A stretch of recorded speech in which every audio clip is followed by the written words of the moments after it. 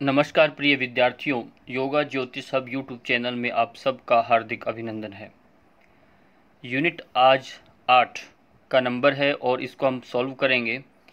NTA yoga net की परीक्षाओं में 2017, 18, 19 के एग्ज़ाम में जो यूनिट नंबर 8 से जितने भी प्रश्न आए हैं अभी तक के, उन सब को हमने इस एक वीडियो में लेकर आए हैं आपके लिए और सबने करना है। आज हम 50 से प्लस प्रश्न हम इसी एक साथ करने वाले हैं और जो जो भाग लेते हैं पूर्णतया इसमें कॉन्शियस होकर भाग लिया करें। तो शुरू करते हैं। आज का पहला प्रश्न है आपके सामने, उच्च रक्तचाप के कौन कौन से जोखिमी कारक हैं। जोखिमी यानी इसके क्या कारण रहते हैं, कारक होते हैं। उसमें मोटापा है, तनाव है, टहलना है, धूम्रपान करना है। इनमें से कोई एक ऑप्शन गलत है, जो बाकी तीन जो है सही है, जिसके करने से उच्च रक्तचाप होता है। एक कौन सा इसमें ठीक है, बाकी तीन क्या है, यूं कहें तीन इसमें ठीक हैं जो प्रश्न पूछा गया उसके तरीके से तो, और एक के करने से जोखिम नहीं होता बल्कि ठीक होता उच्च रक्तचाप। यहाँ जोखिम के कारक पूछे गए हैं, तो इसलिए आप एक ऑप्शन बताओ जो जोखिम में नहीं आता, जिसको करने से जोखिम नहीं है यानी नुकसान नहीं है। मोटापा, तनाव, टहलना, धूम्रपान करना। एक ऑप्शन सही इसमें जो गलत है वो बता दीजिए, बाकी तीन इसमें सही है।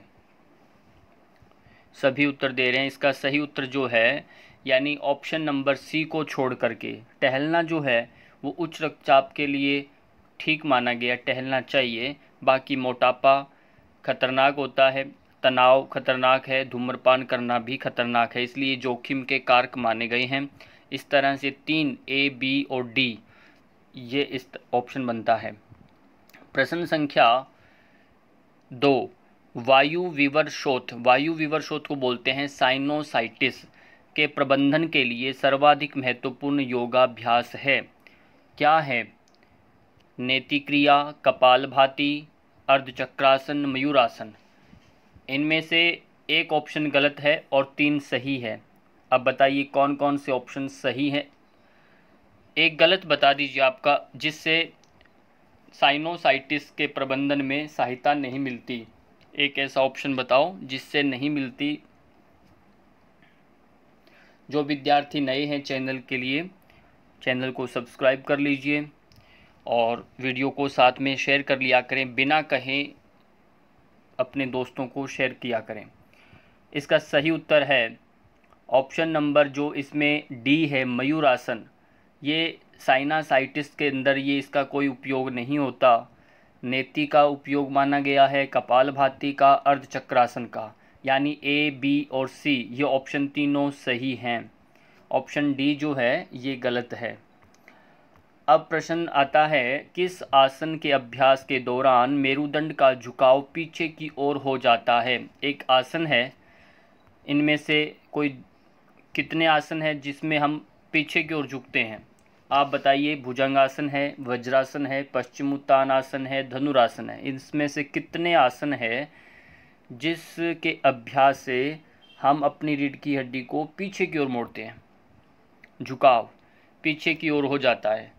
तो आप सही उत्तर देने की कोशिश करिए, कौन सा इसका सही उत्तर है, फटाफट करिए। बहुतों के सही उत्तर आते हैं, जो सही उत्तर दे रहे हैं बहुत बढ़िया। इसका सही उत्तर है ऑप्शन नंबर ए और डी। क्या है? ऑप्शन नंबर ए और डी, भुजंगासन, धनुरासन, ये दो सही ऑप्शन है।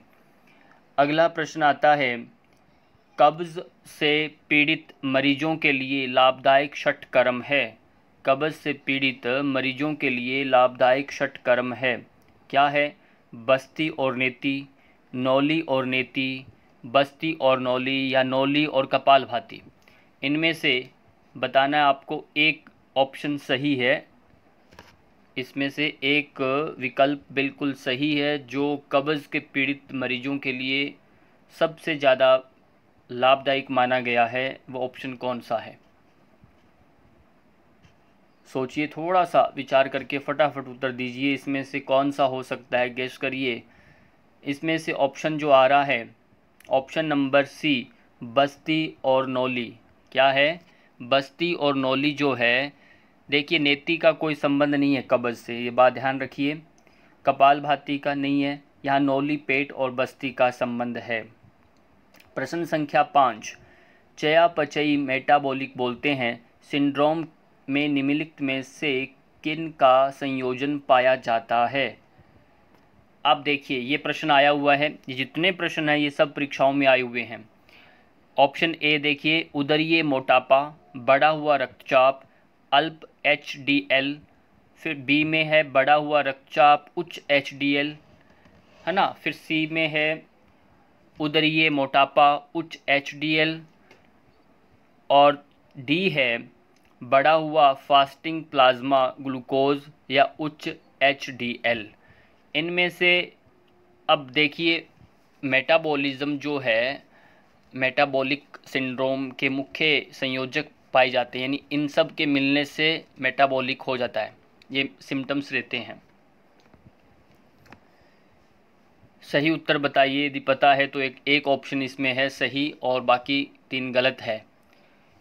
हाँ, इसमें बता देता हूँ। ऑप्शन नंबर ए उदरीय मोटापा, बढ़ा हुआ रक्तचाप और अल्प यानी बिल्कुल कम अल्प HDL यदि होता है तो ये मेटाबॉलिक सिंड्रोम के जुड़ने, इन सब के होने से मेटाबॉलिक सिंड्रोम हो जाता है ना। ये ऑप्शन ए इसका सही उत्तर है।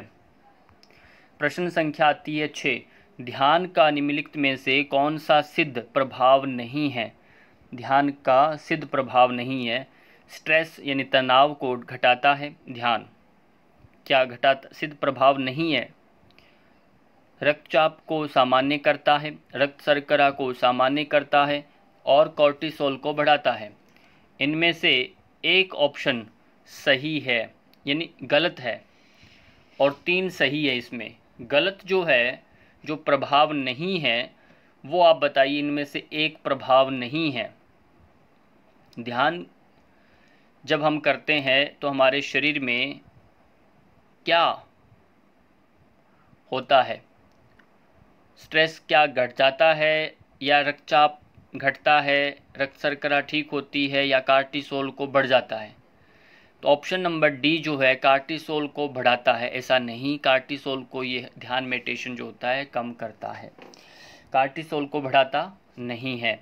अब प्रश्न आता है नेक्स्ट, निम्नलिखित में से कौन से योगाभ्यास अम्ल पित्त यानी हाइपर एसिडिटी के मरीजों के लिए लाभदायक है?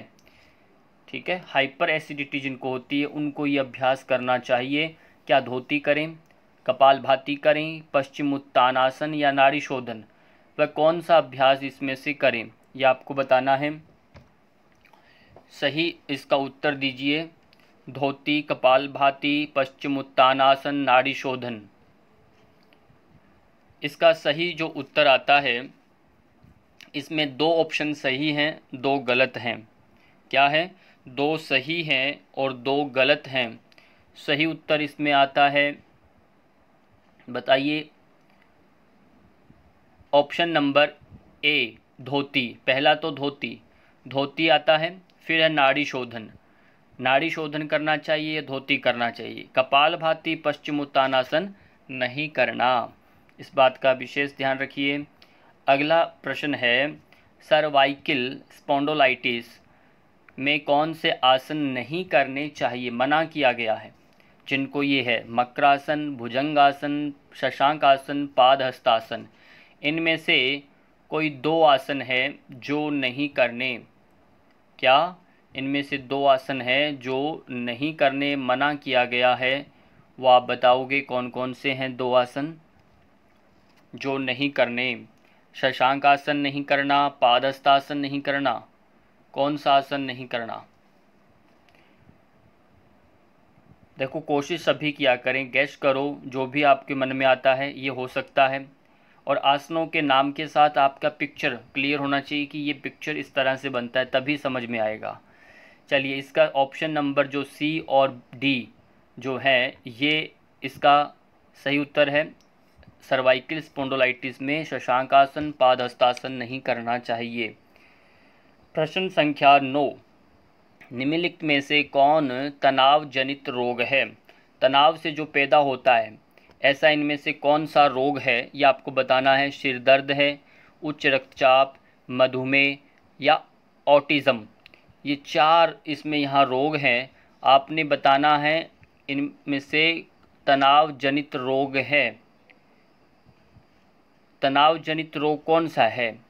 इसमें एक रोग ऐसा है जो नहीं है, बाकी 3 है। मैं आपको और बता देता हूँ।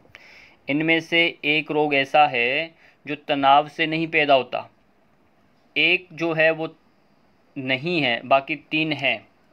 अब जो नहीं है वो बताओ कौन सा है, और या फिर आपको समझ में आता है बताइए, एक साथ लिखकर बता दीजिए ऑप्शन 3 इसके जो तनाव से रोग बनता है, ए बी सी या फिर बी सी डी, जो भी आपको मन में आता है वो लिखिए एक बार। हाँ, इसका सही उत्तर मैं बताने जा रहा हूँ। इसमें से ऑप्शन नंबर डी जो है ऑटिज़म। ऑटिज़म ये हड्डियों से संबंधित है। इसको छोड़ करके सिर दर्द, उच्च रक्तचाप, डायबिटीज़ ये सब तनाव जनित रोग होते हैं। प्रश्न संख्या 10, धनुरासन निम्न में से कौन से किन में निषिद्ध है? यानी ये धनुरासन जो है किन को नहीं करना। यहाँ डिजीज़ के नाम हैं, उच्च रक्तचाप वालों को, विबंध जो है कॉन्स्टिपेशन में, पेट का मोटापा जिनको है उसको नहीं करना, या हर्निया वाले को नहीं करना। ये अभ्यास जो है किन को नहीं करना होता, यह आपको बताना है किन को नहीं करना। और इसमें से 2 ऑप्शन हैं जो सही हैं, वो बताइए जिनको नहीं करना होता धनुरासन। 2 ऑप्शन है इसमें से सही हैं, आप बताइए वह कौन से हैं। जो विद्यार्थी आज पहली बार जुड़े हैं और अभी तक जिन्होंने पुरानी यूजीसी योगा नेट की वीडियोस को नहीं देखा, तो वो चैनल की प्लेलिस्ट में जा कर के पुरानी वीडियोस को देखें। उसमें प्रत्येक एक ऑप्शन के बारे में समझाया हुआ है विस्तार से। यहाँ फिर वही उत्तर दे पाएंगे जिन्होंने पहले वीडियोस देख चुके हैं, नहीं तो आज से ही इनको ही देखिए, सभी का उन्हीं का रिवीजन है ये। इसमें से सही उत्तर है ऑप्शन नंबर बी और डी, यानी विबद्ध कॉन्स्टिपेशन जो है इसका सही उत्तर है क्या? नहीं। इसमें से ऑप्शन नंबर ए और डी जो है ये इसका सही उत्तर है, यानी हाई बीपी वाले को धनुरासन नहीं करना, हर्निया जिनको है उसको नहीं करना। इस बात को ध्यान रखना, ए और डी ये ऑप्शन सही है। प्रश्न संख्या 11, मेटाबॉलिक सिंड्रोम में क्या नहीं होता? देखिए ये प्रश्न दोबारा से आया है, पहले परीक्षा में आया हुआ था फिर दोबारा आया है। मेटाबॉलिक सिंड्रोम में क्या नहीं है? पहले था जो हमने बताया, अब पूछे जा रहे हैं इनमें से क्या नहीं है। उच्च रक्तचाप, उदरगत मोटापा, डिसलिपिडीमिया, हाइपरथायराइडिज्म, इनमें से आपको बताना है क्या नहीं है। इनमें से एक गलत है और 3 होते हैं। एक इसमें से नहीं है ऑप्शन जो मेटाबॉलिक सिंड्रोम में नहीं होता, वह कौन सा है? एक ऑप्शन बताओ। इनमें से ए बी सी डी में से एक ऑप्शन है जो गलत है और 3 होते हैं सिंड्रोम। शीघ्रता से उत्तर दीजिए, फटाफट उत्तर आना चाहिए सभी का। बहुत बढ़िया, जो प्रयास कर रहे हैं, जितने भी बच्चे जुड़े हैं सभी प्रयास कर रहे हैं, उनका बहुत बहुत धन्यवाद। ऐसे ही करते रहिए। सही उत्तर इसका है ऑप्शन नंबर डी। डी जो है हाइपरथायराइडिज्म जो है ये मेटाबॉलिक सिंड्रोम में नहीं होता। प्रश्न संख्या 12, कपालभाति सामान्य रूप से किन व्याधियों में निषिद्ध है? यानी किन किन रोगों में ये मना किया गया है? निम्न रक्तचाप में, उच्च रक्तचाप, हर्निया और मोटापा। इनमें से 2 ऑप्शन बताइए जिनमें ये मना किया गया है, जिनको ये नहीं करना। 2 ऑप्शन इसमें से सही हैं, उनको बताओ वे 2 ऑप्शन कौन से हैं जिसमें कपालभाति नहीं करना चाहिए।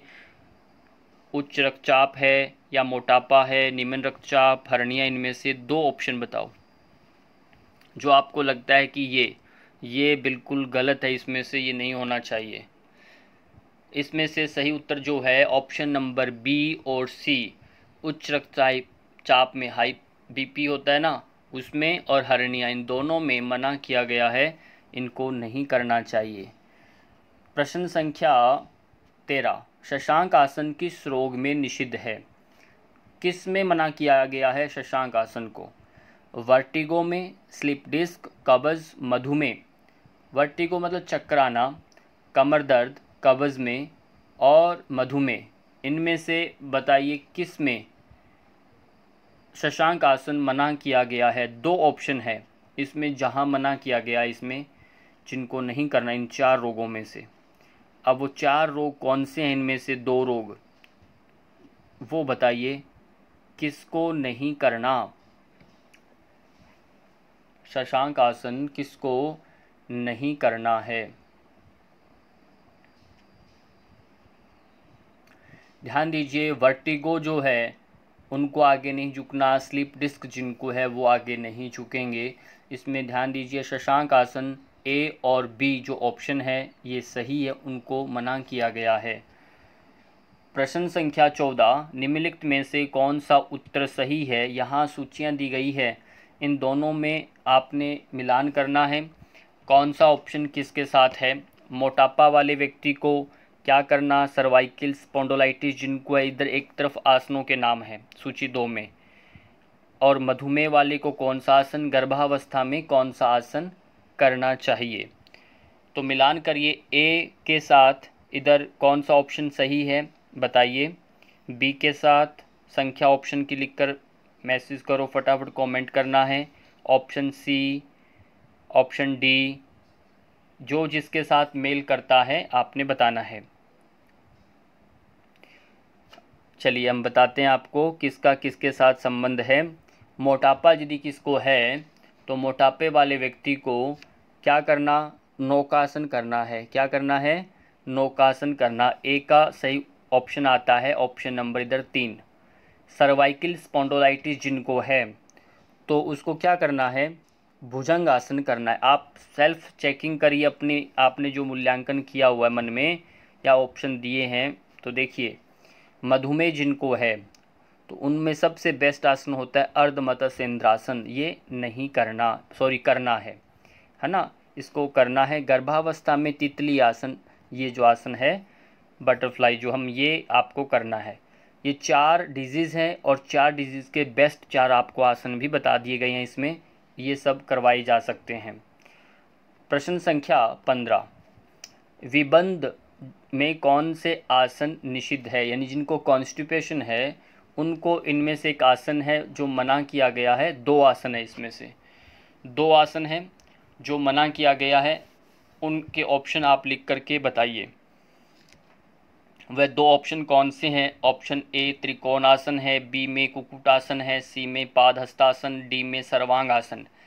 2 ऑप्शन बताइए वह कौन से 2 ऑप्शन है जिनमें विबंध में अभ्यास नहीं करना। बहुत सरल है, यदि आसनों के नाम के पिक्चर्स आपके मस्तिष्क में आते हैं, नियमित कर रहे हैं तो आप जरूर जानेंगे, ये नहीं करना। बता देते हैं आपको, ऑप्शन नंबर ए और सी यानी त्रिकोणासन और सी पादहस्तासन आपको मना किया गया है। कुक्कुटासन, सर्वांगासन आप कर सकते हैं। यहाँ पर विबंध में कौन से आसन निषिद्ध हैं? तो यहाँ त्रिकोणासन, पादहस्तासन ये परीक्षाओं में आया है, बल्कि इसमें सर्वांगासन देखिए यहाँ मना नहीं किया गया और ये ऑप्शन दिखाया हुआ भी नहीं है, तो इसलिए कुक्कुटासन, सर्वांगासन यहाँ कहा गया है। अब प्रश्न संख्या आती है 16, उस रोग का नाम बताइए जिसका योग अभ्यास द्वारा प्रत्यक्ष रूप से उपचार किया जा सकता है। यानी एक इसमें से डिजीज़ है, इनमें से कितनी डिजीज़ हैं आप बताना है जिनको हम योग के माध्यम से ठीक कर सकते हैं, प्रत्यक्ष रूप से उपचार होता है, देखा गया है। हार्ट डिजीज़ वालों को, हर्निया वालों को, डायबिटीज़ मेलिटिस टाइप 1 या एलर्जिक राइनाइटिस है एक, ये एलर्जी का रोग है। तो इनमें से कौन सा ऐसा रोग है जो योग के अभ्यास से प्रत्यक्ष रूप में से देखा गया। एक ऑप्शन इसमें सही है। कौन सा है जिसे देखते देखते देखा गया, ये बिल्कुल ठीक हो जाता है? हार्ट डिजीज़ है, हर्निया है, डायबिटीज़ मेलिटस टाइप 1 या एलर्जिक राइनाइटिस है? सही ऑप्शन ए का इसमें से बताओ। सही ऑप्शन इसमें है डी, एलर्जिक राइनाइटिस जो है, जो नाक की एलर्जी का होता है, साइनस का, वो इससे ठीक किया जा सकता है नेति क्रिया से। तो ये प्रत्यक्ष में देखा गया है और बहुत शीघ्र आराम मिलता है। अब यहाँ दो सूचियाँ दी गई हैं, एक तरफ रोग है, देखिए फिर दोबारा से आया है, और एक तरफ आसनों के नाम हैं। अब आपको मिलान करना है कौन सा रोग किस आसन में किया जा सकता है, कौन सा आसन किस रोग में किया जा सकता है। मधुमेह में एकतमक श्वास है, जो काली खांसी जिसे हम कहते हैं, लंबर स्पॉन्डोलोसिस है, और माइग्रेन है। बताइए, मधुमेह में आपने भी आसन आया था पीछे, एक ऑप्शन हमने चयन करना है जो सबसे बेहतरीन आपको कंफर्म है कि ये इसका सही उत्तर है, उसको पहले मार्क करना है। परीक्षा में ये बात ध्यान रखना है मेरी, उसको पहले मार्क करना। आप इसमें से और क्या जानते हो जो आपका सही उत्तर लगता है? एक तो समझ में आया कि आपको मालूम हो गया कि मधुमेह का सही ऑप्शन है अर्धमत्स्य इंद्रासन करना चाहिए, है कि नहीं? और फिर बी का जो तमक श्वास है, श्वास का जो रोग होता है, उसमें कौन सा करें? श्वास के रोगों के अंदर गोमुखासन अच्छा माना गया है, और कमर दर्द में भी गोमुखासन अच्छा माना जाता है। लंबर स्पॉन्डोलाइसिस जो है, इसमें क्या करना? लंबर कमर का यदि कोई दर्द है, लंबर स्पॉन्डोलोसिस जो है, इसमें क्या करना? इसमें ताड़ासन करना। कमर का जो भी रोग है, ताड़ासन, खिंचाव देना है। माइग्रेन में शवासन करना है, विश्राम लेना है, स्ट्रेस तनाव कम करना। इस तरह से ये 4 ऑप्शनों के साथ 4 आसनों का मिलान किया। ध्यान से देख लीजिए। प्रश्न संख्या अगला 18 नंबर पर आ चुके हैं। यहाँ योगाभ्यास पूछा गया है। योगाभ्यास अवसाद में सकारात्मक प्रभाव नहीं डालते। कुछ एक आसन है जो अवसाद मीन डिप्रेशन में पॉजिटिव प्रभाव नहीं डालते हैं, उनका गलत प्रभाव पड़ता है। तो वो कौन सा है? भस्त्रिका प्राणायाम, शवासन, कपालभाति और भ्रामरी प्राणायाम। इनमें से 2 ऐसे ऑप्शन हैं जो सही हैं, मतलब डिप्रेशन में वो गलत काम करते हैं, पॉजिटिव प्रभाव नहीं डालते। दिखने में आपको कहीं ना कहीं एक प्रश्न आया है परीक्षाओं में, इनमें से बताइए 2 ऑप्शन जो हैं जो गलत हैं बिल्कुल, और आप शायद आपको मालूम भी नहीं होगा कि ये भी नहीं करना, और अवसाद में ये 2 अभ्यास नहीं करना कतई। वो कौन से हैं बताइए? इसमें ऑप्शन नंबर बी और डी, यानी शवासन नहीं करना अवसाद वालों को, और भ्रामरी प्राणायाम भी नहीं करवाया जाता। इस बात का ध्यान रखना है। शवासन और भ्रामरी प्राणायाम, ऑप्शन बी और डी, ये सही उत्तर है इसका। प्रश्न संख्या 19 में आ चुके हैं। यहाँ 2 सूचियाँ दी गई है। इन सूचियों में एक तरफ रोग का नाम है और एक तरफ यहाँ क्रियाओं दी गई है, और क्रियाओं में और आसनों में से बताना कौन सा किसके लिए बेहतरीन है, बढ़िया है। और अभी एक प्रश्न आया पीछे वाला जिसमें अवसाद शब्द आया था और उसमें एक निषिद्ध योगाभ्यास बताया, अभी बता के हटाऊँ मैं। अब वो देखिए क्या है इसमें से, और पेप्टिक अल्सर क्या है, डिस्क प्रॉब्लम्स और अवसाद, उच्च रक्तचाप। इसलिए रोगों के बारे में थोड़ा थोड़ा बेसिक नॉलेज आपको लेना है, और साथ ही साथ इन षटक्रिय के बारे में। तो अब यहाँ मिलान करिए, पेप्टिक अल्सर यदि पेप्टिक अल्सर है तो उसमें कौन सा योगाभ्यास इसमें से नहीं करना, डिस्क प्रॉब्लम्स में कौन सा नहीं करना, कोशिश करिए बताओ।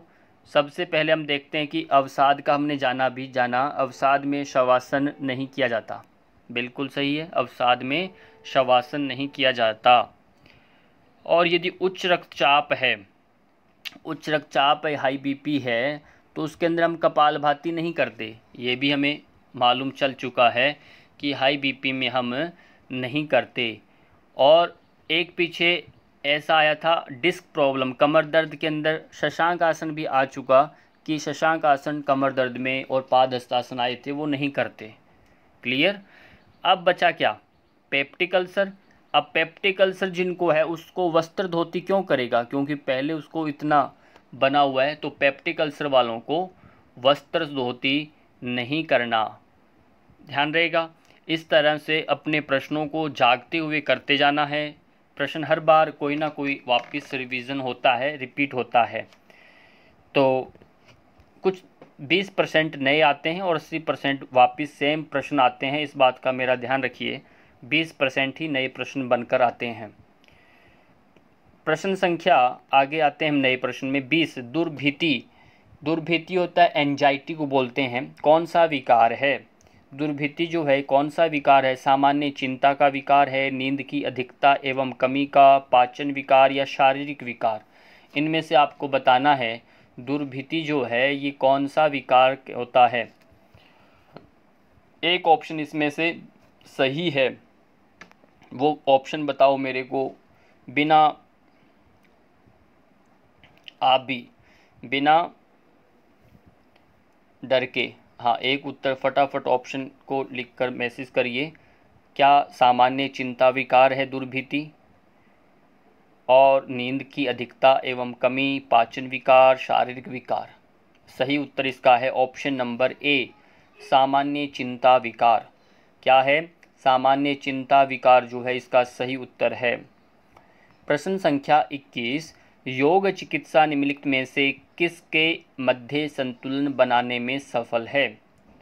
योग जो चिकित्सा है किन के बीच में बैलेंस बनाने का कार्य करता है, तंत्रिका तंत्र और अंतःस्रावी तंत्र के ऊपर, तंत्रिका तंत्र और रक्तवाही तंत्र के ऊपर, रक्त तंत्र और संचालन तंत्र के ऊपर, रक्तवाही और अंतःस्रावी तंत्र के ऊपर। किस पर ये कार्य करता है आपको बताना है, किस पर ये कार्य करता है।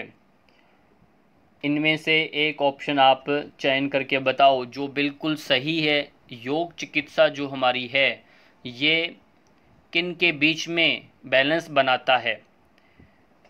बहुत ज़रूरी है, सभी योग शिक्षार्थियों को पता होना चाहिए हमारा योग किस काम पर ये बैलेंस करता है बॉडी में। इसका सही ऑप्शन है ए, तंत्रिका तंत्र एवं अंतःस्रावी तंत्र के ऊपर ये हमारा योग चिकित्सा कार्य करता है, इन दोनों के बीच में बैलेंस बनाने का कार्य करता है।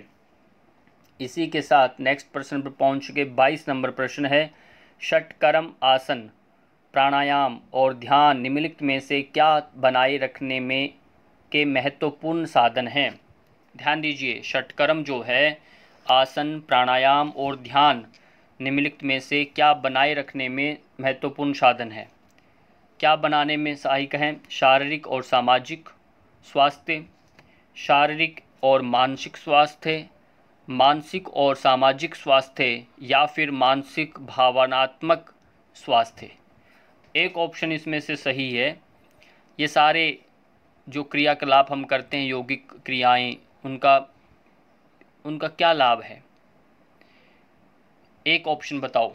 आपकी नॉलेज में क्या हो सकता है, बताओ आप क्या सोचते हैं। ये सब इनमें से ये कार्य करता है। इसका सही ऑप्शन है ऑप्शन नंबर बी, शारीरिक और मानसिक स्वास्थ्य बनाने का कार्य सब करते हैं ये। बात ध्यान रहे, मानसिक नहीं, शारीरिक और मानसिक, ऑप्शन बी। प्रश्न 23 आपके सामने है, व्यवहारिक स्तर पर योग निम्नलिखित में से किन के मध्य संतुलन और सामंजस्य स्थापित करने की विधि है। देखिए, ये फिर प्रश्न आपके सामने आया है, वही प्रश्न जो पहले 2 नंबर पर आया था, पहले 2। केवल मन और आत्मा में, केवल शरीर और मन, शरीर मन और आत्मा, या फिर केवल शरीर और आत्मा। इनमें से एक ऑप्शन बताओ जो बिल्कुल सही आपको लगता है। वो किन के बीच में संतुलन बनाने का कार्य करता है, इन दोनों में 4 ऑप्शनों में एक बताओ कौन सा होता है।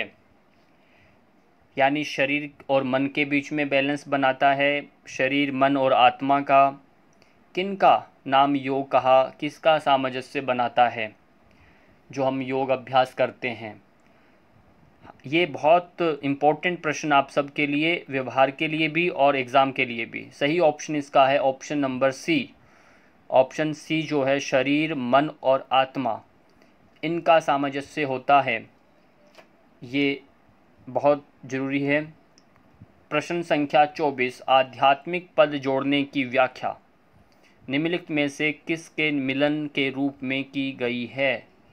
प्रश्न को ध्यान से सुनना, ध्यान से पढ़ना, फिर उत्तर देने पर विचार किया करें। जल्दबाजी में नहीं भागना। ऑप्शन ध्यान से देखा करें। शारीरिक और आध्यात्मिक चेतना, ऑप्शन बी व्यष्टि और सार्वभौम चेतना, ऑप्शन सी शारीरिक और मानसिक चेतना, ऑप्शन डी मानसिक और आध्यात्मिक चेतना। ये 4 ऑप्शन जो हैं, इनमें से बताइए सही एक ऑप्शन है जिसमें आध्यात्मिक पद जोड़ने की व्याख्या इसमें से मिलती है। क्या सोचा आपने?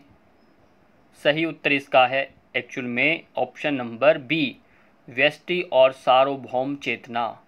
व्यक्तिगत और समूह को एक साथ चेतना जो है उसमें जोड़ना, ये आध्यात्मिक पद का अर्थ बनता है यहाँ पर। प्रश्न संख्या 25, निम्नलिखित यहाँ 2 सूचियाँ हैं। एक तरफ तो है आपके षटकर्मों के नाम, दूसरी तरफ है वो उनका संबंध किन किन से है, ये आपको बताना है यहाँ पर।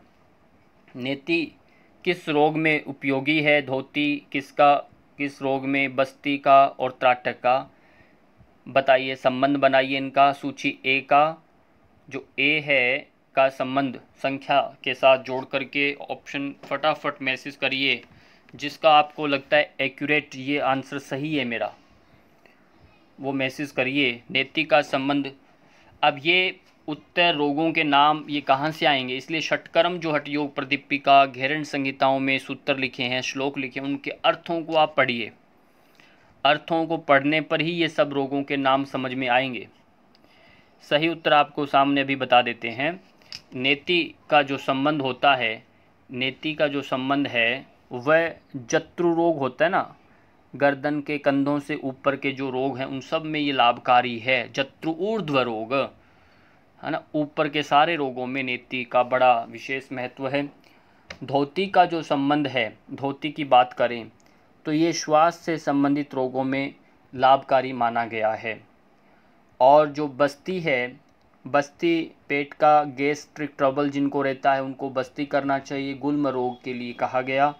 त्राटक जो है, तंद्रा, जिनको एक बड़ा आलस सा रहता है, नींद का जैसा नहीं उस जैसा आलस बना रहता है उठने के बाद भी, वो सब इससे दूर होता है आंखों में से त्राटक का अभ्यास करने से। ये 4 ऑप्शन 4 रोगों के साथ, इनको बड़ा अच्छे से याद कर लो। और यहाँ आपके प्रश्न हो जाते हैं आधे नंबर पर आगे। हाफ हमारा वीडियो कंप्लीट हो चुका है। कपालभाति अभ्यास का मुख्य चिकित्सकीय लाभ क्या है? चिकित्सकीय लाभ पूछा गया है।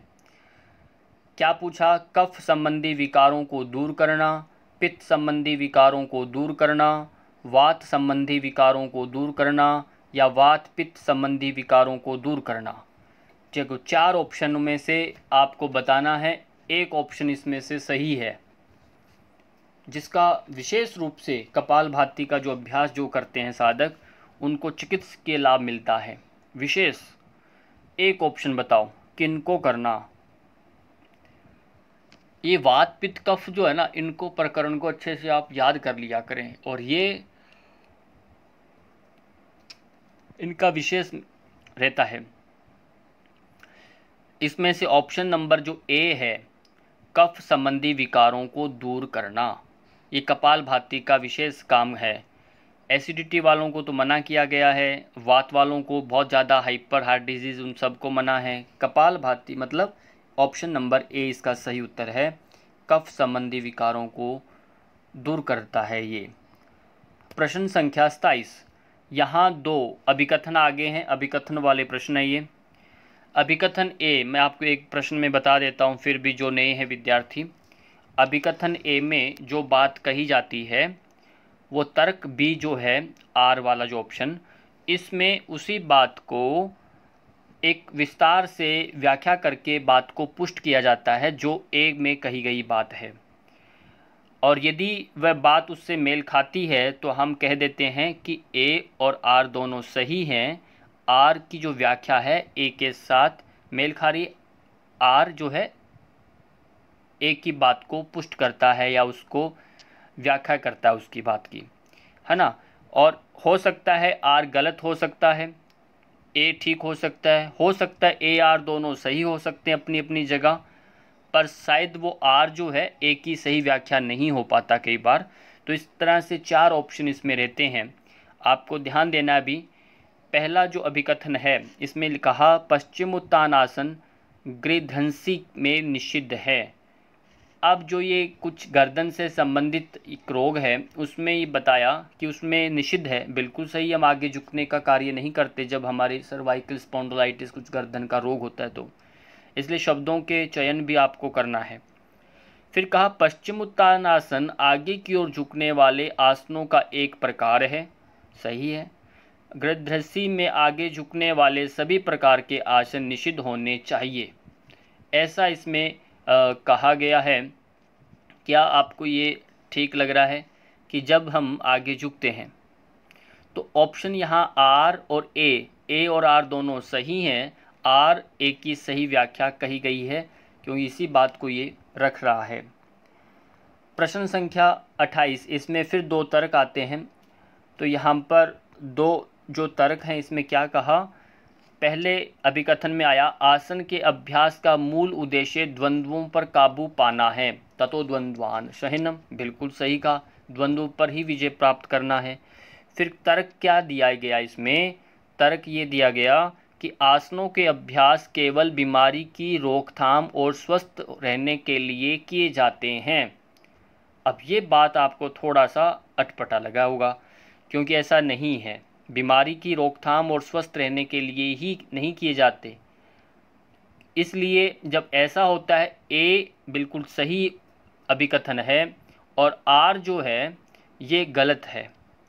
इसलिए जब गलत है तो आर ए की सही व्याख्या हो ही नहीं सकता, इसलिए क्लियर हो गया ए ऑप्शन सही, आर गलत है। तो इस तरह से आपने ऑप्शनों को वहाँ पर देख करके टिक करना है। अब प्रश्न संख्या 29 पर हम देख रहे हैं, यहाँ फिर अभिकथन है। अभिकथन ए में कहा जानू संदिग्ध यानी ज्वाइंट यानी घुटनों के जो दर्द हैं उनको ऑस्टियोआर्थराइटिस से पीड़ित रोगी के लिए मंडूकासन निषिद्ध है। अब मंडूकासन तो घुटने मोड़कर बैठा कर किया जाता है, तो वो यहाँ पर मना होगा क्योंकि घुटनों में दर्द है, इसलिए सही बात है ये। फिर तर्क बी में क्या कह रहे हैं, घुटनों को अधिक मोड़ने वाले आसन जानु संधि के लिए कठिन तथा कष्टदायक हो सकते हैं, बिल्कुल सही, और जानु की समस्याओं को बढ़ा भी सकते हैं, ये भी बात सही कह रहे हैं। यानी इसने तर्क आर जो है ये एक ही जो बात को ही बार बार इसने स्पष्ट किया है, उस लाइन से भटका नहीं, इसलिए हम ये कहेंगे ए और आर दोनों जो बातें कही गई है वो दोनों सही हैं और साथ ही साथ आर ए की सही व्याख्या है। इस तरह से आपने थोड़ा सा अपनी विवेक बुद्धिमत्ता से परीक्षण करना है इस प्रश्नों में। तो ये बड़े सीधे प्रश्न होते हैं और बड़ी आसानी से आप इनको कर सकते हैं। तो अब आते हैं प्रश्न नंबर 30 पर। यहाँ फिर कथन अभिकथन के 5 प्रश्न आते हैं, कभी कभी 4 आते हैं, तो ये आपके खड़े प्रश्न होते हैं, खड़े नंबर होते हैं आपके। तो अभिकथन ए में कहा मत्स्येंद्र आसन डायबिटीज़ के नियंत्रण के लिए सर्वश्रेष्ठ अभ्यास है, ये हमने अभी पढ़कर छोड़ा पीछे, तो ये बात सही है, अर्थ जो मत्स्येंद्रासन सही है। फिर तर्क कह रहा है मत्स्येंद्रासन के अभ्यास से उदर संपीड़ित होता है, पेट पिचकता है तथा मेरुदंड जो है वो ट्विस्ट होता है, वो भी मुड़ता है, जिससे अग्नाशय की क्रियात्मकता बढ़ती है, ये बिल्कुल सही बात। मधुमेह को नियंत्रण करने में सहायता पहुंचता है, ये बहुत इसने सही कहा है यहाँ पर। इसमें फिर क्या आता है, ऑप्शन जो ए है वही बात कह रहा आर यहाँ पर, ऑप्शन ए और आर दोनों सही हैं और आर जो है वो मत्स्येंद्रासन की बात को ही कह रहा ना, इसलिए आर ए की सही व्याख्या है। तो इस तरह से आप, मुझे उम्मीद है आप समझ रहे होंगे मैं बात बता रहा हूँ जो बात स्पष्ट हो रहा होगा। अब प्रश्न नंबर 31 में फिर कथन अभिकथन आया है। तो यहाँ आता है अभिकथन में ए में, ध्यान का अभ्यास तनाव से राहत प्रदान करता है। जिनको तनाव है, स्ट्रेस है, वहाँ ध्यान अभ्यास करना चाहिए, ये बात सही है। फिर आगे तर्क क्या कह रहे हैं, विभिन्न शोधकर्ताओं ने साबित किया है कि ध्यान का अभ्यास स्ट्रेस हार्मोन कार्टिसोल के स्राव को बढ़ाता है। ध्यान कार्टिसोल को नहीं बढ़ाता, बढ़ाता है क्या? नहीं, पीछे आया था ना, वो बढ़ाता नहीं है, वो घटाता है। मन को आराम पहुंचाता है और इस प्रकार तनाव से राहत प्रदान करता है। ये बात इसने सही कही है, पर यहाँ पर जो स्ट्रेस हार्मोन की बात जो कही है वो एक्चुअल में ये घटाता है, न कि बढ़ाता है। ये यहाँ थोड़ा सा गलत कर दिया, ये आपको ध्यान रखना है। इसलिए अभिकथन ए जो है वो सही है और तर्क जो आर का जो है ये गलत है। तो इस तरह से आप उत्तर देंगे। अब फिर 32 में कथन अभिकथन के प्रश्न आया है। अभिकथन में आता है कि यौगिक विधियां अपनाकर रोगों का प्रबंधन योग चिकित्सा कहलाता है। यौगिक जितनी विधियां हैं उनको अपनाकर रोगों का जो एक मैनेजमेंट है, प्रबंधन करना, ट्रीटमेंट जो है वो योग चिकित्सा कहलाता है।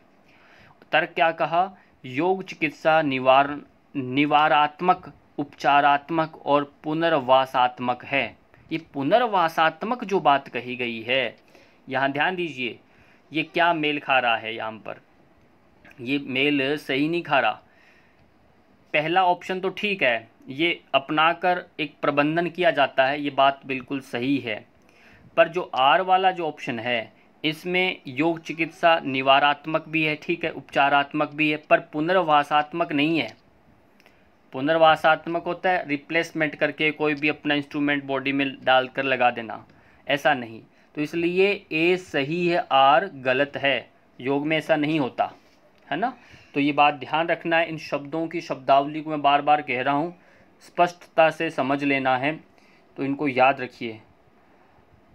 नीचे दो फिर कथन और कथन आ रहा है, इनको फिर देखिए। पहला अभिकथन में आता है पीलिया, जो जॉन्डिस होता है, पीलिया में त्वचा और श्लेष्मल झिल्ली का रंग बिगड़कर पीला हो जाता है। ये तो बिल्कुल सही है, क्योंकि पीलिया नाम ही ऐसा है कि वो पीला रंग हो जाता है बॉडी में।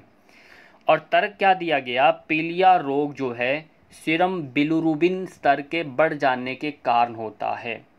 ये बात इसकी सही है, क्योंकि यहाँ एक बॉडी में सीरम होता है, बिलिरुबिन एक है एंजाइम, उसके बढ़ने से ही ये पीलिया जो है बॉडी में रंग जो है पीला रंग का बन जाता है। तो ये बात इसी से जुड़ी हुई है, पीलिया से। तो इसमें यूँ कहेंगे कि ए और आर दोनों सही हैं, आर ए की सही व्याख्या है। तो इस तरह से जो इसमें मेडिकल टर्म्स आते हैं वो हमने शरीर विज्ञान में भी, नहीं तो अलग से भी कभी देखेंगे, तो आप ध्यान से रखिए इनको भी। प्रश्न संख्या 34 आते हैं और इनमें भी फिर कथन अभिकथन है। तो यहाँ प्रश्न किया गया अभिकथन में कि ध्यान तनाव जनित माइग्रेन दूर करने में सहायक होता है। अब ध्यान जो है, जो तनाव से, स्ट्रेस से यदि माइग्रेन हुआ है तो उसको तो दूर कर देता है, ये बिल्कुल सही बात कही है यहाँ पर, ठीक है। और फिर क्या तर्क में कहा, ध्यान के अभ्यास से कार्टिसोल के स्राव में कमी आती है। बिल्कुल सही, कार्टिसोल के स्राव में कमी आ जाती है, मन को विश्रांति होती है और इसके तनाव जनित जो माइग्रेन दूर हो जाता है, यदि स्ट्रेस से जो बनता है वो दूर होता है। तो यहाँ ऑप्शन दोनों ही ठीक हैं और जो आर है वो एक ही सही व्याख्या भी है। तो कहेंगे ए आर दोनों सही हैं, आर एक ही सही व्याख्या है। इस तरह से आपने उत्तर इसका देना। तो इस तरह से बहुत सारे कथन अभिकथन के अभी हमने करीब 10 प्रश्नों को भी सॉल्व किया है। तो आप इनको ध्यान दीजिए, ये आते हैं हर बार। और प्रश्न अब 35 नंबर प्रश्न पर आ चुके हैं। तनाव निम्नलिखित में से किसके माध्यम से अनैच्छिक अंगों में अति सक्रियता लाता है? जो स्ट्रेस जो होता है वो किसके माध्यम से, अनैच्छिक अंग जो हमारे नियंत्रण में नहीं है उनके अंगों में अति सक्रियता ले आता है, वो कौन से हैं? मेरुदंड तंत्रिकाओं का समूह, कपाल तंत्रिकाओं का समूह और सिंपैथेटिक तंत्रिकाएं, पैरासिम्पैथेटिक तंत्रिकाएं। बताइए इनमें से एक ऑप्शन जो है जो अनैच्छिक अंगों में अति सक्रियता लाता है यदि स्ट्रेस बढ़ता है, तो वो कौन सा ऑप्शन सही है? सही बताइए। एक उत्तर इसमें से सही है, सॉरी, एक इसमें से सही है जिसमें लेके आता है और 3 तो गलत है ही। इसका सही उत्तर ऑप्शन नंबर सी, सिंपैथेटिक तंत्रिकाएं। सिंपैथेटिक तंत्रिकाएं में ये अति सक्रियता ला देता है, इस बात को ध्यान रखना है। और सिंपैथेटिक यानी आपकी जो पिंगला नाड़ी है, और पैरासिम्पैथेटिक होता है ईडा नाड़ी, है ना। तो ये सिंपैथेटिक जो सूर्य नाड़ी है, इसको ये एक्टिव होता है तो आपकी अनैच्छिक जो अंग उनमें वो तेज हो जाते हैं अपने आप, है ना। सूर्य नाड़ी बॉडी में गर्मी से वो सब तेज होते हैं। तो प्रश्न संख्या 35 हमने किया। प्रश्न आता है 36 नंबर, फिर कथन अभिकथन का फिर वापस एक प्रश्न और आ गया है। तो इसमें अभिकथन है, धनुरासन हर्निया व्याधि में निषिद्ध है। ये बिल्कुल सही है, मना किया गया है धनुरासन नहीं करना। धनुरासन पीछे झुकने संबंधी आसन है, पीछे झुका जाता है जिससे उदर की अग्रवर्ती दीवार जो होती है पर दबाव में वृद्धि होती है ना। अग्रवर्ती जो दबाव है आपके चेस्ट है और उनमें पेट पर प्रेशर पड़ता है, उसमें वृद्धि होती है, ये सही है। तो इस तरह से यहाँ कुछ कुछ प्रश्न ऐसे आते हैं थोड़ा थोड़ा संबंध बना पाते हैं उसके उत्तर के साथ, एक के साथ, फिर भी वो कुल मिला के ठीक होते हैं। पर आपको थोड़ा डगमगाएंगे ज़रूर आपके मन को कि ये सच में ठीक ठीक तो नहीं बन रहा, पर फिर भी निष्कर्षतः वो गलत भी नहीं होता। तो आपको यहाँ कुछ थोड़े एक रिस्क लेना पड़ता है। तो यहाँ ऑप्शन ए और आर दोनों सही हैं और आर ए की सही व्याख्या है, ऐसा आपको लिखना पड़ेगा क्योंकि ये बात धनुरासन से ही संबंधित हो रही है। प्रश्न संख्या 37, यहाँ फिर कथन अभिकथन 2 हैं आपके सामने। तो इनमें फिर देखिए, तनाव अपने आप में एक लक्षण है लेकिन व्याधि नहीं है। बिल्कुल यहाँ सही बात हो रही है क्योंकि व्याधि तो शरीर का रोग होता है, तो तनाव एक सिम्टम्स है, वो आपकी बॉडी में रिएक्शन बॉडी कर रहा है। वो रोग एक्चुअल में बॉडी का फिजिकल रोग नहीं होता वो, इसलिए डॉक्टर्स के पास इसका इलाज भी नहीं होता, है ना। तो वो फिर नींद का, स्ट्रेस रिलैक्सेशन का दवाई दे सकता और कुछ नहीं करता। तर्क यहाँ कह रहा है आर्य हानिकारक बाह्य उद्दीपकों को तात्कालिक परिणाम तनाव की अवस्था के रूप में सामने आता है। बाहर का जो इन्वायरमेंट है, आपका जो काम है, वो उद्दीपक जो है वो एक रिएक्शन जो है वही उसमें आता है। तो ये एक जो बात यहाँ कही गई है, हानिकारक बाह्य उद्दीपकों का तात्कालिक परिणाम तनाव की अवस्था के रूप में सामने आता है। चलो ठीक है, पर ये इसका एक सही तरीके से हम देखें, इसको उत्तर सही नहीं आ रहा। यानी बातें सही है और तनाव अपने आप में एक लक्षण है, पर जो अभिकथन ए है इसको सही ये परिभाषित नहीं कर पा रहा, पर बात आर वाली ठीक है। इसलिए हम यूँ कहेंगे ए और आर दोनों सही हैं लेकिन आर ए की सही व्याख्या नहीं है, ये सही व्याख्या नहीं आ रही, इसलिए हम ये कहेंगे। तो प्रश्न संख्या अब 39, ऑप्शन फिर यहाँ पर अभिकथन है। तो यहाँ कहा गया है कि ध्यान की शिक्षण पद्धति, अभिकथन ए को देखिए, ध्यान की शिक्षण पद्धति के लिए शांत वातावरण चाहिए उत्पन्न करना आवश्यक है ताकि ध्यानात्मक मनस्थिति उत्पन्न हो सके। ठीक बात है ये। तर्क क्या कहा, समस्त योगाभ्यास ध्यानात्मक मनस्थिति के निर्माण में योगदान करते हैं। जितना भी ध्यान हम आसन करते हैं ध्यानात्मक, उसमें मनस्थिति के निर्माण में ये सहायता करते हैं योगासन। अब आपको बताना है कि ये कैसे सही है। यहाँ पर ये क्या ऑप्शन जो है तर्क आर, ये सही है या गलत है? बात तो इसकी सही है, पर ये जो अभिकथन ए के साथ इसका कोई मेल नहीं है, है ना, इसकी व्याख्या नहीं बना रहा है ये, और इसलिए ए और आर दोनों सही हैं, परंतु आर जो है ए की सही व्याख्या नहीं है, ये बात ध्यान रखिए। आर जो है ए की सही व्याख्या नहीं है। अब बात करते हैं प्रश्न नंबर 40। कपालभाति निम्न में से कौन सा रोग का उपचार होता है? किस रोग का उपचार करता है कपालभाति? मधुमेह, कफ संबंधी रोग, पाचन संबंधी रोग या उपयुक्त सभी? इनमें से आप बताना एक ऑप्शन सही है जो एक्चुअल में कपालभाति इस रोग में काम करता है। ये प्रश्न आया हुआ है पहले भी, अब फिर रिपीट हुआ आपके सामने। कपालभाति किस रोग से संबंधित विशेष रूप में कार्य करता है? डायबिटीज़, कफ संबंधी रोग, पाचन संबंधित रोग या उपयुक्त सभी? एक ऑप्शन दीजिए, फटाफट उत्तर देने की कोशिश करो। सारे उत्तर अभी तक मैंने दिए हैं, यहाँ ऑप्शन नंबर आपके लिए ये। एक उत्तर दो। सही उत्तर इसका है ऑप्शन नंबर बी, कफ संबंधित रोग। कफ संबंधित रोग में ही कपालभाति विशेष रूप से कार्य करता है। और कफ के सभी रोग आते हैं, उसमें डायबिटीज़ भी है, पाचन भी है, बहुत सारे आते हैं, ये सब बहुत सारे रोग आएंगे, पर मेनली क्या है इसका? कफ संबंधित रोग हैं। कफ को ये क्षय करने का कार्य करता है कपाल शोधिनी।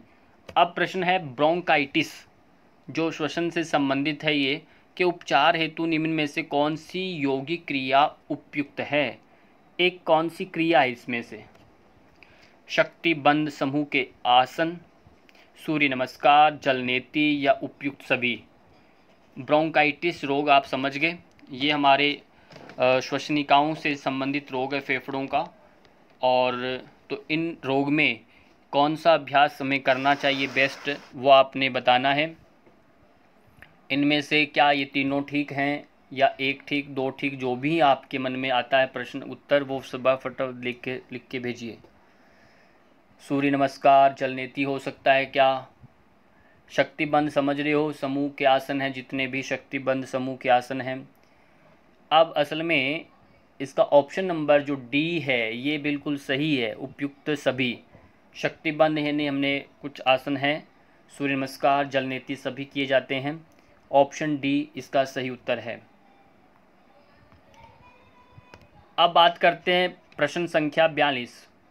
हाइपरथायराइडिज्म का उपचार निम्न में से कौन से यौगिक क्रियाओं द्वारा किया जाता है? प्रश्न को समझ में आया? हाइपरथायराइडिज्म का उपचार कौन सी क्रियाओं के द्वारा किया जाता है? एक ऑप्शन देखना है, जालंधर बंद, उष्ट्रासन, भुजंगासन, उपयुक्त सभी। कोई एक ऑप्शन सही बताओ जो सही है। और फिर मैं कह रहा हूँ, जो अभी तक विद्यार्थियों ने वीडियो अभी तक लाइक नहीं किया, लाइक कर दें और शेयर कर दें, और चैनल सब्सक्राइब नहीं है तो सब्सक्राइब भी कर लें। सही उत्तर बताइए, कौन सा आपकी नॉलेज में क्या है हाइपरथायराइडिज्म में उपचारात्मक में? सही उत्तर है ऑप्शन नंबर डी, यानी उपयुक्त सभी। जालंधर बंद भी लगाना है, उष्ट्रासन भी, भुजंगासन। ये बहुत अच्छा अभ्यास है, जिनको गले का रोग होता है ना, थायराइड वगैरह, वो है, उसमें तीनों आसन बहुत लाभकारी माने गए हैं। प्रश्न संख्या 43। मासिक धर्म संबंधित गड़बड़ियां दूर करने हेतु निम्न में से कौन सी योगिक क्रिया उपयोगी है? एक क्रिया है जो अनियमित, जो मेंसेस, जो पीरियड रहते हैं तो उनमें लाभकारी है। आसन, वज्रासन, शशांक आसन, प्राणायाम, नाड़ी शोधन, उज्जाई, भ्रामरी, मुद्रा एवं बंध, विपरीत करणी मुद्रा, मूल बंध या उपयुक्त सभी? इनमें से बताइए एक ऑप्शन सही जो है, जो आपको लगे कि ये सब आसन भी करने चाहिए, प्राणायाम भी करने चाहिए, मुद्राएं भी ये सब करनी चाहिए इस डिजीज़ में, तो इसमें बड़ा लाभ मिलता है, तो आप ऑप्शन डी भी भर सकते हैं। और या लगे कि नहीं ये तो सब ठीक नहीं है, तो एक ही सही है, तो भी आप ऑप्शन ए, बी, सी को भी क्लिक कर सकते हैं। बताइए क्या आपको लगता है इसमें से सही उत्तर? इसमें से सही उत्तर है ऑप्शन नंबर डी। क्या है? Option number D. अब यहाँ ध्यान दीजिए, आपको आसन भी मिल गया है, प्राणायाम, मुद्रा, बंद भी मिल गए हैं, ये सब आप करवा सकते हैं इस बीमारी के अंदर। प्रश्न संख्या 44। अतिसार यानी लूज मोशंस का यौगिक उपचार है?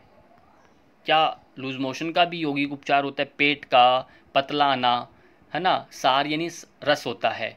अति बार बार शरीर में अपना शरीर का पाचन रस नहीं बनना, तो वो बार बार बाहर निकल जाना, उसको बोलते हैं अतिसार। अब यौगिक कौन सा उपचार करें जिससे ये ठीक हो समस्या, हमारा शरीर रस बनाए, ढंग से बने, डाइजेस्ट हो? तो आपको इनमें से बताना। अग्निसार करें, उड्डयन बंद करें, सुप्त वज्रासन, शशांक आसन, शवासन, क्या करें, या सभी करें? बताइए। असल में ये पाचन का बिगड़ाव है, डाइजेस्ट नहीं हो पाता, पाचन का वीकनेस है, तो हमें क्या करना? तो आपको बताना है। ऑप्शन नंबर इसमें से सही क्या है? ऑप्शन है इसका सही वह है डी, उपयुक्त सभी। अग्निसार भी करना, पेट में अग्नि को बढ़ाना, उड्डयन बंद भी लगाना है, सुप्त वज्रासन, शशांक और शवासन। स्ट्रेस से भी, तनाव में से भी अतिसार होते हैं, तो यहाँ शवासन भी बताया है। तो उपयुक्त सभी, ये ऑप्शन सही है, ऑप्शन नंबर डी। प्रश्न संख्या 45, पीठ दर्द, कमर दर्द के हेतु कौन से यौगिक अभ्यास प्रक्रियाएं लाभदायक मानी गई हैं? कमर दर्द यदि आपको है तो आपको क्या करना? मकरासन, अर्धासन, शलभासन, नाड़ी शोधन, योग निद्रा, या उपयुक्त सभी? यदि कमर दर्द है तो आपको इनमें से क्या करना है?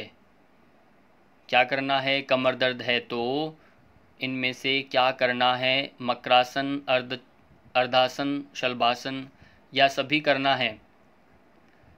तो जो सही लगता है, क्या सभी कर लेना है? बिल्कुल सही, ये सभी करना है। ऑप्शन नंबर डी इसका सही उत्तर है। पीठ दर्द वालों को ये सब करना है, तभी कमर दर्द आपकी ठीक होने वाली है। प्रश्न संख्या 46, प्रश्न देखो कैसे कैसे आए हुए हैं। गठिया के उपचार में निम्न में से किस का उपचार किया जाता है? गठिया यदि रोग है तो उसमें से इनमें से क्या क्या उपचार में लाना है? तो बताना है। विश्राम लेना है, गरम सेक और मालिश कराना है, चावल और बाजरा, चावल और बाजरा का उपयोग करना है, या उपयुक्त सभी करना है? क्या लगता है आपको?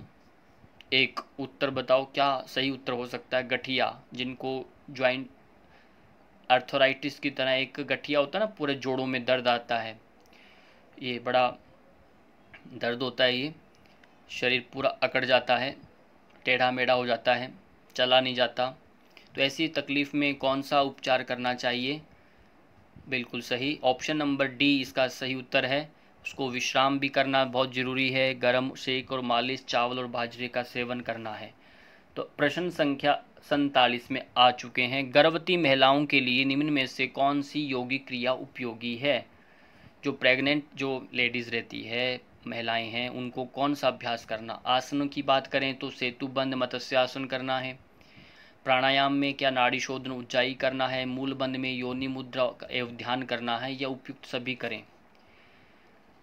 देखो बहुत बढ़िया बढ़िया प्रश्न इसमें कुछ आपके लिए चिन्हित भी किए हैं, हो सकता है इस साल आ सकते हैं वो।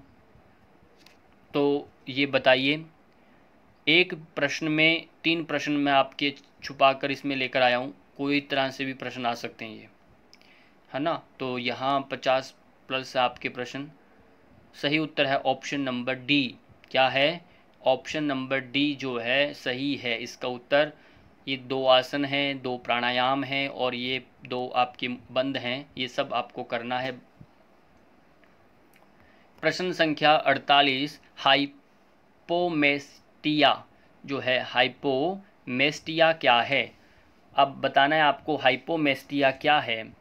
इसमें दिया अविकसित स्तन, अत्यधिक बड़े स्तन, स्तनों से अधिक दूध का स्राव होना, या स्तनों से रक्त का बहना। इसमें से एक बताना। हाइपोमेस्टिया का जो रोग है ये किसे कहते हैं, इसका अर्थ क्या है? एक ऑप्शन इसमें से सही है, बताइए क्या है वो, किसे कहते हैं हाइपोमेस्टिया? इसका सही उत्तर है ऑप्शन नंबर ए, अविकसित स्तन। ब्रेस्ट जो है वो बढ़ते नहीं हैं, उसका एक ये रोग है, उसको ये नाम दिया गया है। प्रश्न संख्या 49, थैलेसोथेरेपी क्या है? थैलेसोथेरेपी शब्द का तात्पर्य है। क्या अर्थ होता है थैलेसोथेरेपी का? सूर्य की किरणों की चिकित्सा कहते हैं, नदी के जल में से चिकित्सा लेना, या समुद्र के जल से चिकित्सा, या उपयुक्त सभी। किस प्रकार का जो जल है, कौन सा, ये बताए इनमें से कौन सी चिकित्सा है जिसे हम थैलेसोथेरेपी के नाम से जानते हैं? तो आपने बताना है ऑप्शन ए, बी, सी में से कौन सा सही है। ऑप्शन सी इसका सही उत्तर है। ऑप्शन नंबर सी ये सही उत्तर है। समुद्र के जल से चिकित्सा को क्या कहते हैं? थैलेसोथेरेपी कहते हैं। प्रश्न संख्या 50। शरीर की कौन सी मांसपेशी जीवन पर्यंत काम करती है? बॉडी की एक ऐसी मसल्स है, पूरे लाइफ टाइम तक वो काम करती है। जीभ, आमाशय, हृदय और गुर्दे एक ऐसा है जो जन्म से लेकर अंत तक वो वर्किंग करती रहती है, मरते वक्त ही वो बंद होता है। ऐसा इसमें से एक ऑर्गन है। ये बहुत सरल भी है। बताओ वह कौन सा ऑर्गन है हमारी बॉडी में? क्या जीभ है, आमाशय आपका स्टमक है, हार्ट है, या गुर्दा है, किडनी बोलते हैं? कौन सा एक अंग है जो मरते वक्त तक काम करता है? बहुत सही उत्तर आ रहे हैं सबके इसमें। तो ये सही उत्तर इसमें है ऑप्शन नंबर सी, हार्ट। हमारा हृदय जो है ये एंड तक काम करता है, बंद होने के बाद हम खुद नहीं रहते। अब प्रश्न आ गया आपके सामने, सेकंड लास्ट आज के इस वीडियो का। दमा रोगी को कौन सा आसन करना चाहिए? जिनको अस्थमेटिक जो पेशेंट है, दमा है, श्वसन का रोग है, उसको कौन सा आसन करना चाहिए? सामने झुकने वाले, या वक्ष विस्तारक आसन अपनी छाती को फैलाने वाले, या दाएं बाएं मुड़ने वाले आसन करने हैं, या इनमें से कोई नहीं करना? बताइए। जिनको छाती का रोग है यानी दमा श्वसन का रोग है, तो उनको कौन सा इसमें से ऑप्शन सही है आपको लगता है? सही एक ऑप्शन को बताना है। ऑप्शन जो बी सही है, वक्ष विस्तारक आसन, अपनी चेस्ट को फैलाना, जितने छाती के अभ्यास वो सब करना है। ये एक सही ऑप्शन है इसमें, ऑप्शन नंबर बी। अंतिम प्रश्न, निम्न में से कौन सी बीमारी एलर्जी प्रकृति की होती है? एलर्जी प्रकृति की होती ऐसी बीमारी बताओ। दमा, पित्त, ज्वर, हृदय घात, या टाइफाइड। एक ऐसा इसमें बीमारी है जो एलर्जी प्रकृति की होती है। जैसा भी किसी को पता लग जाए अरे ये तो ऐसा है, हाँ इसको एलर्जी है। एलर्जी में क्या होता है? क्या पित्त ज्वर, यानी पित्त ज्वर कहते हैं जॉन्डिस होना, बुखार हो जाता है, पीलिया, हृदय घात होना, टाइफाइड होना, या दमा हो जाता है? एक ऑप्शन सही बताओ। सही उत्तर इसका है, क्या है? सही उत्तर है ऑप्शन नंबर ए, दमा। श्वास लेने में दिक्कत आती है, श्वसन तंत्र बिगड़ जाता है एलर्जी के समय में, इसलिए प्राण शक्ति जितना मजबूत होता है और रोग क्षमता भी उतनी मजबूत रहती है। तो इस तरह से आपके आज का पूरा सेशन कंप्लीट हुआ, और जिन जिन विद्यार्थियों ने भाग लिया और पार्टिसिपेट किया, बहुत बहुत धन्यवाद। नेक्स्ट वीडियो में फिर मिलते हैं, तब तक के लिए धन्यवाद।